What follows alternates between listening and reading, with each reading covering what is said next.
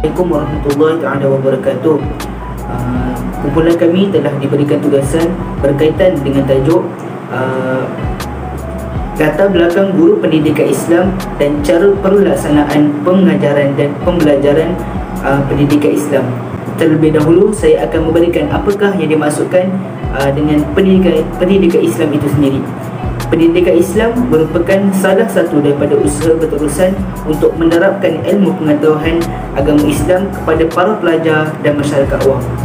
Ia merangkumi usaha memberi pengetahuan tentang agama Islam yang meliputi akidah, syariah dan akhlak. Ia menekankan kepada penghayatan Islam terhadap akidah dan kepercayaan dalam Islam, pelaksanaan ibadat-ibadat khusus dan umum serta memberikan panduan dalam membentuk sikap tanggungjawab dalam diri sendiri terhadap pencipta dan alam. Matlamat Islam adalah membina individu dan masyarakat berdasarkan kefahaman Islam yang sempurna tanpa campur tangan unsur yang lain. Dalam usaha menjadikan kehidupan seseorang itu memiliki kaedah hidup yang berlandaskan syariat Islam, dia mestilah mempelajari subjek-subjek yang berkaitan dengan pendidikan Islam seperti subjek fiqh, subjek tauhid, subjek akhlak dan lain-lain. Dengan itu, seseorang guru pendidikan Islam mestilah mempunyai ciri-ciri yang tertentu agar masyarakat awam mengangkat ataupun menghormati guru pendidikan Islam. Dan terdapat beberapa kaedah-kaedah yang boleh diterapkan oleh guru dalam pelaksanaan pembelajaran dan pengajaran pendidikan Islam. Kita akan lihat apakah ciri-ciri dan kaedah-kaedah yang akan digunakan.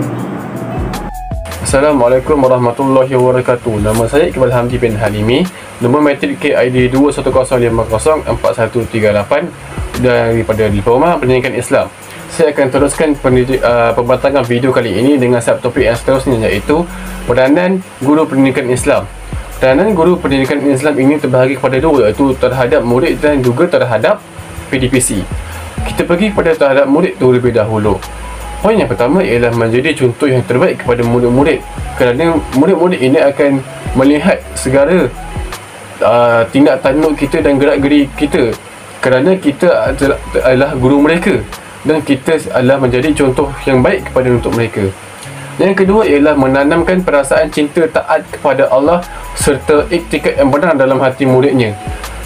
Ini kerana kita perlulah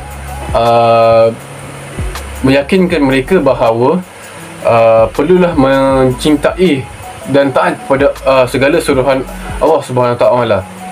Jadi kita teruskan kepada poin yang kedua, iaitu bahagian yang kedua, iaitu terhadap PDPC.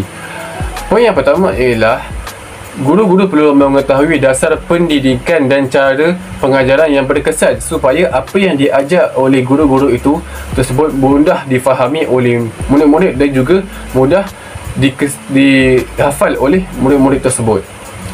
Dan yang seterusnya ialah mementingkan konsep dalam pengajaran. Di sini kerana para guru perlulah mengikuti objektif dan juga ataupun pengajaran, perancangan pengajaran yang telah dilaksanakan oleh mereka supaya apa yang dirancang oleh guru itu berjalan dengan lancar dan juga sistematik, agar dapat menghabiskan silibus dengan mudah dan juga cepat mengikut masa yang ditetapkan. Jadi kesimpulannya daripada subtopik ini ialah guru-guru juga perlu mengambil berat tentang peranan-peranan tersebut, kerana ia juga akan memainkan peranan yang tinggi dalam proses pengajaran dan pembelajaran dan juga kualiti pada guru tersebut. Sekian, saya akan serahkan kepada pembatangan seterusnya. Wabillahi taufiq wal hidayah. Wassalamualaikum warahmatullahi wabarakatuh. Seterusnya, antara kemahiran yang perlu dikuasai oleh guru pendidikan Islam ialah kaedah lawatan. Lawatan merupakan satu aktiviti luar kelas yang dianjurkan oleh pihak sekolah untuk pelajar-pelajar belajar di luar kelas ke tempat pembelajaran yang dapat diperhatikan secara langsung. Kebiasaannya, lawatan dibuat di kawasan kilang-kilang, muzium, perpustakaan dan kawasan tumpuan orang ramai yang berkaitan dengan topik pembelajaran. Sesuatu lawatan berhasil disebabkan persediaan lawatan dan kerja-kerja susulan selepas itu. Di samping itu, guru perlu menerangkan objektif lawatan kepada pelajar untuk memperolehi pengetahuan dan pembelajaran yang baharu serta memberi pengalaman kepada para pelajar. Guru juga dapat membuat suatu pelajaran itu menjadi lebih seronok dan bermakna kepada para pelajar. Cara ini juga amat bagus untuk menambah keberanian pelajar berinteraksi dengan masyarakat luar dan mudah memperoleh sesuatu ilmu dari mereka. Tujuan guru melakukan lawatan untuk mendatangkan satu variasi yang menarik di dalam kelas. Selain itu, guru dapat meningkatkan kemahiran pelajaran dan dari aspek menganalisis, memerhati dan juga membuat nota dengan baik. Seterusnya, antara kemahiran yang perlu dikuasai oleh guru pendidikan Islam ialah kemahiran komunikasi. Sebagai seorang guru, haruslah menggunakan suara yang jelas dan intonasi yang baik agar mesej yang disampaikan dapat diterima dan mudah difahami. Sebagai contoh, di dalam kelas, guru perlulah mempunyai kemahiran komunikasi untuk menyampaikan arahan yang dapat membantu murid dalam sesi pembelajaran dan pengajaran. Selain itu, hubungan yang baik juga boleh dibina dengan melalui kemahiran ini, sama ada dengan rakan, murid maupun ibu bapa, dan dapat membantu menyelesaikan masalah. Di samping itu, penguasaan kemahiran ini bukan dari segi lisan sahaja, malahan boleh menggerakkan tubuh badan agar dapat membina keyakinan diri di hadapan murid. Peribahasa ada mengatakan bahawa kecil-kecil anak harimau. Sudah terang lagi bersuluh bahawa kemahiran ini bukan sahaja menggunakan lisan, malah dapat membina keyakinan diri seorang guru terhadap murid-murid dalam kelas maupun di luar kelas. Okey, baiklah, kita pergi ke isi yang seterusnya, iaitu pelaksanaan pengajaran dan pembelajaran pendidikan Islam. Dan antara kaedah pelaksanaan pengajaran dan pembelajaran pendidikan Islam ialah demonstrasi. Demonstrasi ialah suatu aktiviti yang dilakukan oleh guru untuk mengajar murid-murid di dalam kelas secara fizikal ataupun secara berhadapan, secara langsung kepada murid-murid.